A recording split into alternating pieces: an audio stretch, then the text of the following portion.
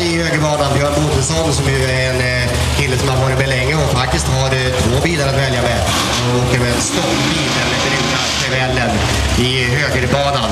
Och så Hannu Pallasma då med en likadan Chevelle i vänsterbanan. Hannu Pallasma från Tuusula i Finland. Psykologiskt är liksom Björn Bonde som kvalar in som 4 och Hannu som kval 15.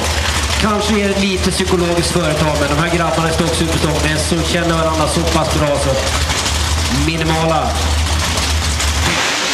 Andersson de har valt så är det 10,65 på Hannu Pallasma. Björn Bodensson 10,60 och det här innebär att vi har 500 delar i skillnad. Och det kommer vi knappt att kunna se på graden alltså. Men skillnaden finns där.